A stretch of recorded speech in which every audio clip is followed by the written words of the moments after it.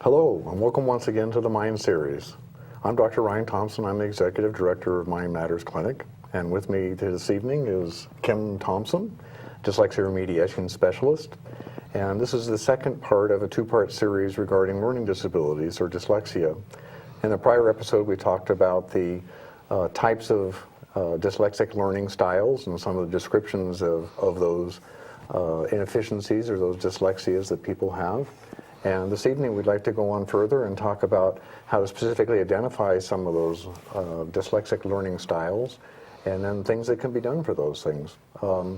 So first I'd like to back up a little bit and explain again at Mind Matters, a lot of individuals we see who have ADHD, ADD, autism spectrum disorders or other disorders oftentimes have a dyslexia or a learning disability at the same time, which then complicates the two diagnoses, and it makes it very important to see that they have something else going on so that we can treat them more effectively, or that we can work with the parents to find more effective treatment for their children.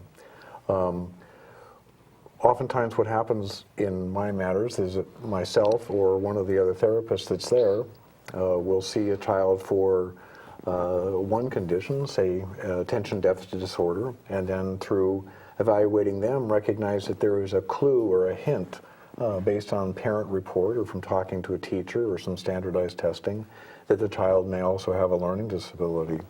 And if that's the case, then I'm intrigued enough to say, gosh, maybe there's more than one thing going on here. Let's be as comprehensive as we can in identifying the problems for the child. So then I or somebody else in the staff would then refer the child on to be tested. And can you help us to let us know what at Mind Matters we do to look for in children with learning disabilities? Well, we use a test called the RIO, which is an extremely effective and assessment that it was developed by Joan Smith at the Melvin Smith Learning Center in Sacramento. What this test does is we look at the 4 ways that a child receives and gives information in the classroom. We look at their visual processing. We say visual vocal, meaning they see something, they have to repeat it. In this case, it's cards with a series of numbers, letters, shapes, and small words, and see how much they can process in 5 seconds is basically how we do it. Another way that they learn, give and take information in the classroom is visual motor. They see something, they have to write it. So we test on that also. Then we go into auditory processing. They hear something, they have to repeat it. They hear something, they have to write it. And what we're looking for is there a breakdown in their ability to process information in any of those 4 ways? So the receptive expressive observation, or the RIO, is a great way for us to get a lot of information in a short amount of time. It also picks up on attention problems, organization problems, and a lot of other things that may be useful in diagnosing a learning disability. I know an example that I've seen oftentimes, I don't know specifically how you do it, but when you, just for an example, if a child can remember a series of numbers, and then can they repeat them back in the same order that they came in or delivered in, and then can they recite it backwards? And so I know that then makes it more and more difficult along the way. So then using that, then there must be a way of determining based on other children or the way the testing goes, where they fall in a certain category as far as how impaired they are. How does that work? Well, in order to have an efficient learning style, by the age of 8 years and 6 months through adulthood, a student should be able to process, in 5 seconds, they should be able to process 5 or more units of information. That can be 5 letters, 5 numbers, 5 shapes, or 5 small words. Oftentimes, when we're picking up a learning disability, for instance, if I say R, Q, F, P, the student needs to repeat it back to me, and I may get back R, P, F, Q, the correct letters in the wrong order. Now, doing that once or twice during the test is not a strong indicator, but if that's a pattern that we see while we're testing the student, then that can be a strong indicator that there is a dyslexic learning style happening there. Give me another example of when you talked about a child looking at shapes or something like that. What other kind of things might you see that they would score poorly on because of that? Do they just forget the shapes altogether, or what kind of things do you see with that? Well, that's one of memory is one of the foundations of learning, being able to recall what you see and what you hear. It's important in all parts of learning, including reading, spelling, anything that happens in the classroom. Memory is one of the strongest indicators of student success. The more units of information that a child can remember, the stronger student that they tend to be. So then with the results of something like that, can you, I know when I look at those, and I'm still, very elementary in my ability to go through the results and interpret them well, but oftentimes what I look for is a way of saying, okay, if this child scored poorly in one of those areas, can you then oftentimes predict the areas in the classroom that child's going to have a problem?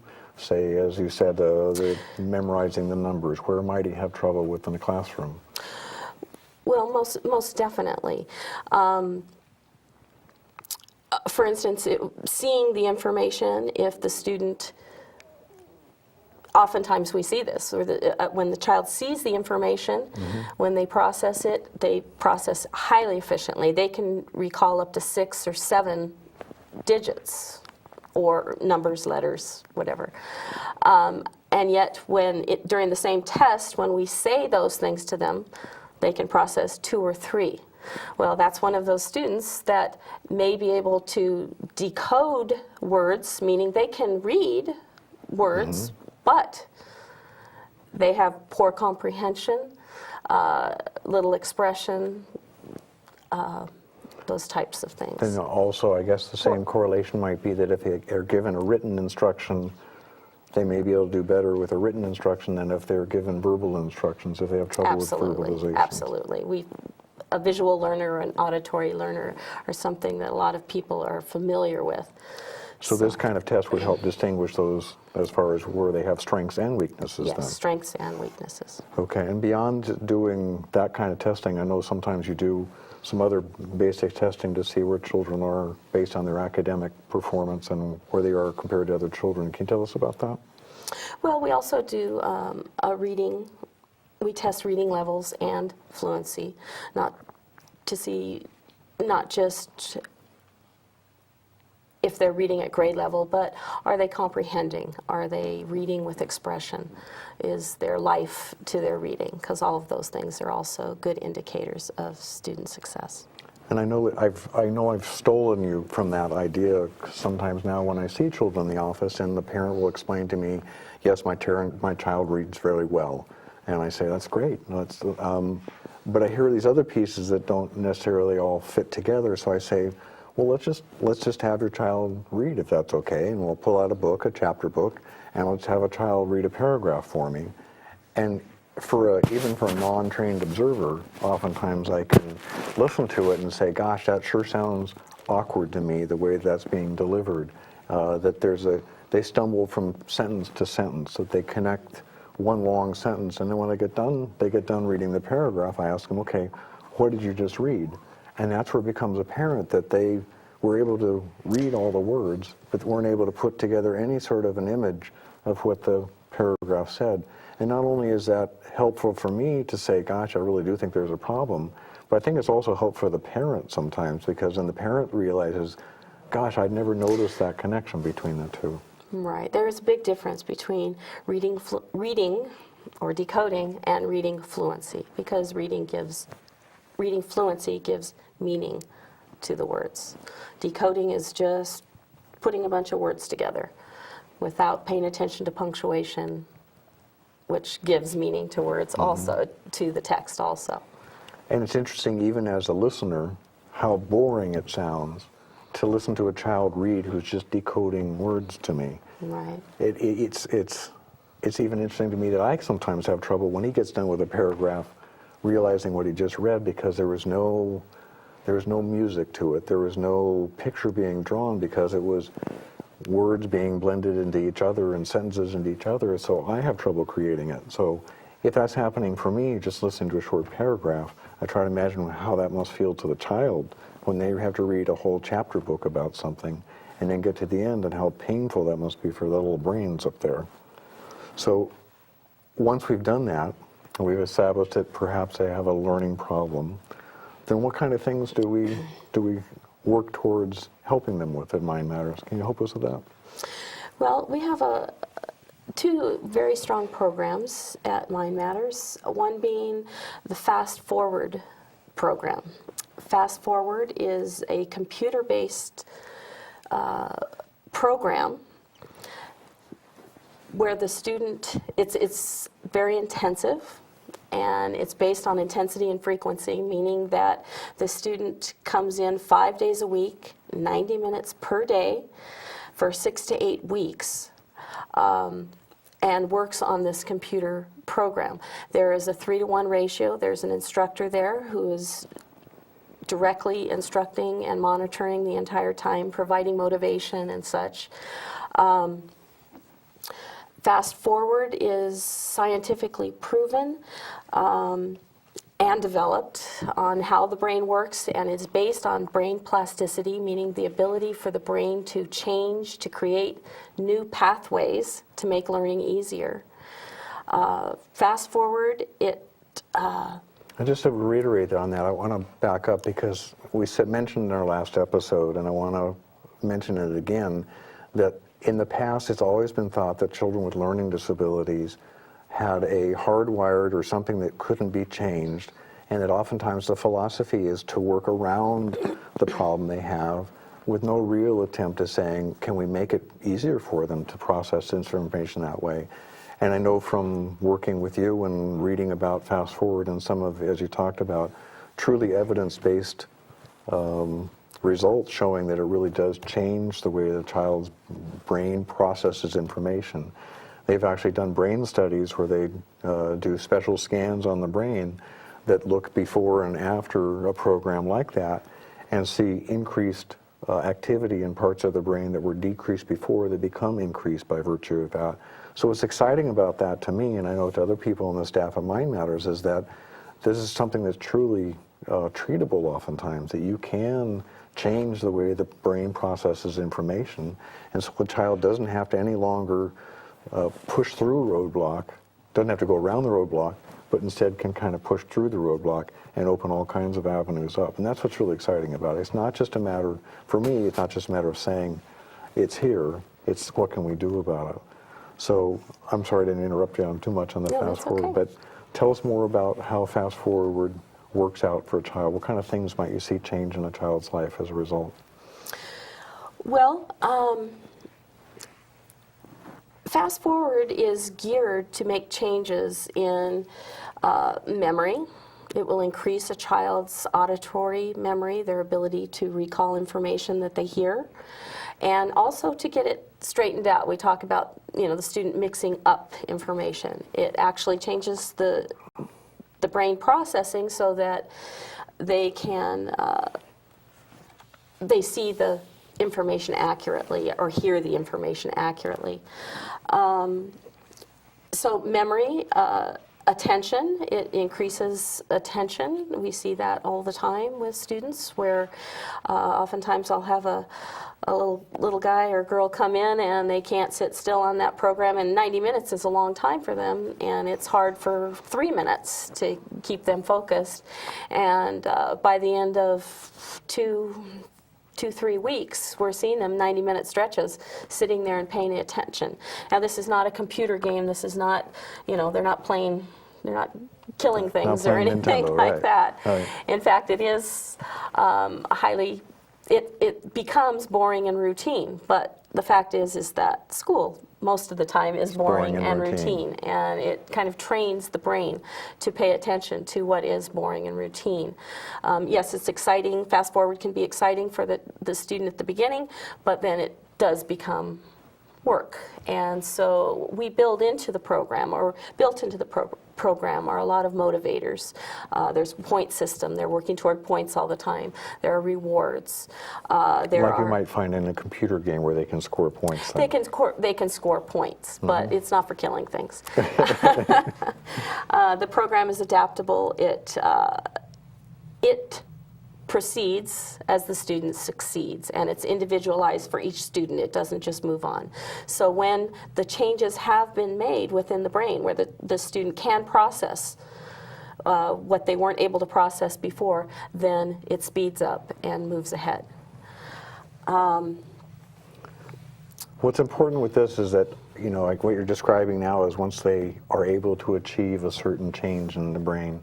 And I know we talked about it briefly in our last segment, was that the design or the concept of a foundation of learning. And I know that you used an illustration of a house. Can you briefly go through that again and tell us how that might work with what you're describing? Sure. It's what we call the 3 phases of learning. As in building a house, there are 3 phases to building a house. The first thing we need to do is build a strong foundation when we're building a house.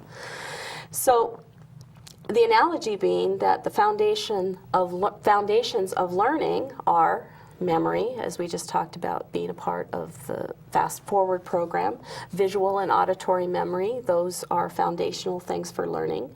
Motor skills, having the motor skills that you need to write, and attention, focus, those are part of learning, foundational part of learning that need to be in place to be successful in the classroom. And then language, expressive, being able to express yourself and to understand language. Those are all foundations of learning. So once those foundations are in place, then the walls of learning happen. The walls are strategies for learning. How do we use those foundational things in the classroom? One of the things being we have something called inner voice or inner language, not to be confused with schizophrenia, a voice in your head. Not voices, yeah. I've had students come back and, my mom wants to know why you want me to listen to the voice in my head. Well, I called Mom. Inner language or inner voice. Called Mom and said your child's schizophrenic, Yes. right? Okay, just saying. That is, as someone's speaking, your brain is constantly reverbalizing what they're saying. That's how we have the ability to take notes. That's how we have the ability to follow directions. When the teacher says, get out your book, turn to page 23, do number 1 through 10. Someone who has strong inner language or inner voice remembers, get out your book, turn to page 21, do number 1 through 10. Someone with no inner voice here's get out your book.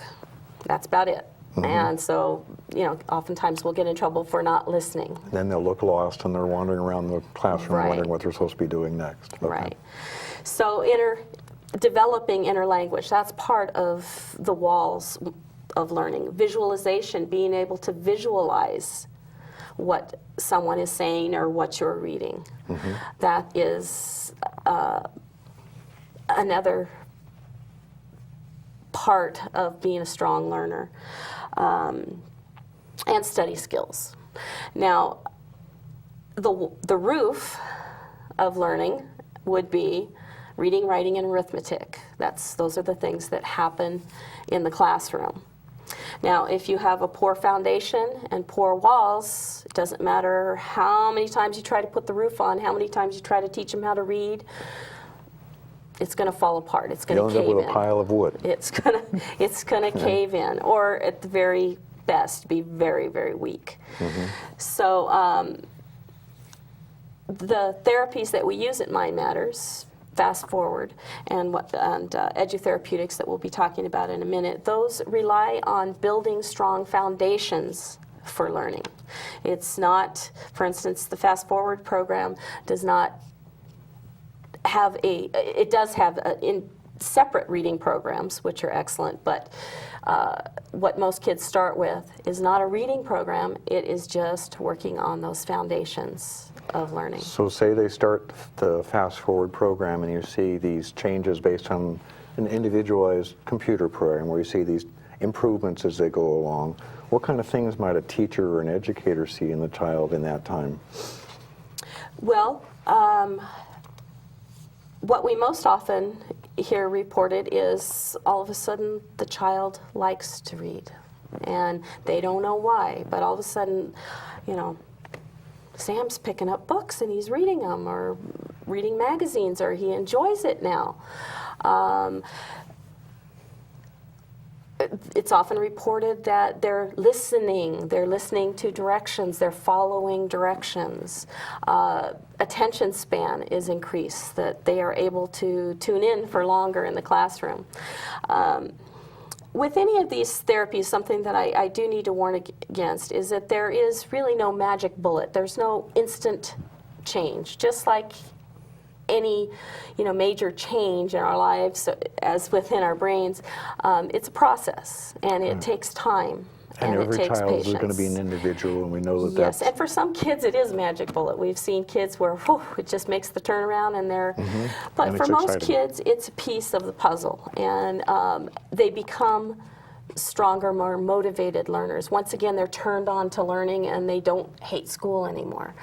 And that's always exciting to see. Which is a little bit what we talked about last time, was that children oftentimes when they say they hate school, it's not that they hate school per se, or they wouldn't like school if it wasn't so difficult for them. So you take away that disability and you give them some tools to use that they can actually finally start to process information, then they're going to be a lot more willing to do it, and not only willing to do it, but actually might start to enjoy it. If you can start to enjoy reading, I mean, we all like to read. Right. If you're a good reader, then you're good in science and social studies and every other subject. But if you're struggling in reading, it's going to affect all areas, including arithmetic. Right. So there's another technique I know that you're very familiar with and you've pioneered here in the county. I was wondering if you could tell us more about edutherapeutics. What's the other option that we've offered? Well, edutherapeutics is a class situation where we have 3 to 4 students with 1 instructor. The students come 3 times a week. Once again, it takes a lot of commitment, because in order to make changes, we need to be hitting it frequently. So the students are seen 3 times a week for 1 hour a day. Once again, we work on those foundations and walls of learning that we just discussed, but all of the activities are set up to be really highly motivating and a lot of fun. The kids usually really love coming to edutherapeutics class because very, very physical, lots of games. For instance, one of their favorites is always basketball. We have a basketball hoop set up, and in learning inner voice or reverbalization, I may say, okay, PQRS. The student needs to, inside of his head, use his inner voice and keep repeating that as he's trying to make a basket. PQRS, PQRS. S. 3 tries, then they need to say it back to me. What we're doing there is we're developing that inner voice that's so crucial to being So this is reader. different than tutoring. It is not tutoring.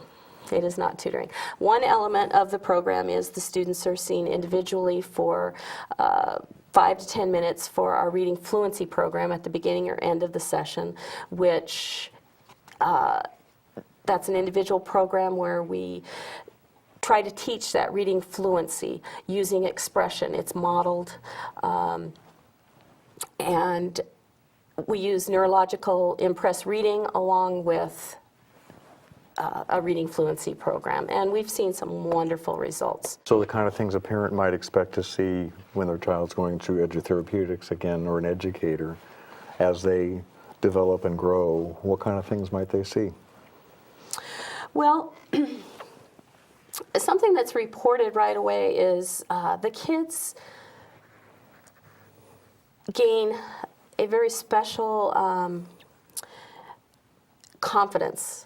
Their confidence is immediately increased because for the first time they're working with kids that have the same things going on with them. They feel accepted, and we teach the kids what a learning disability is, what they're experiencing, and reassure them that it has nothing to do with them being stupid or low intelligence, which is what kids often think, is that I'm just stupid, that's why I can't do it. And something I have a chart in the room is famous people with learning disabilities, and it goes on, including Walt Disney and Cher and all these people that they're familiar with, and it's very reassuring to them.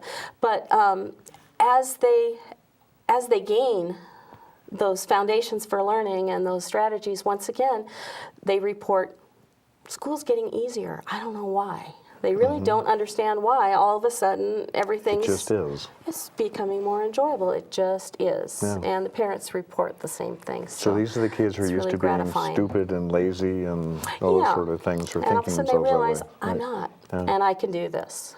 How else can you support parents in that sort of and when they have a child who's learning disabled? Well, I always like to say, find and encourage your child's gift. Find what they're really good at, and make sure you're supporting that, and be realistic about your expectations for your child. Reward their progress. Don't be looking for a straight A student or perfection. Just love them where they are, because they need you as an ally. They need you as a safe place to come home to, somebody that understands and accepts them no matter what.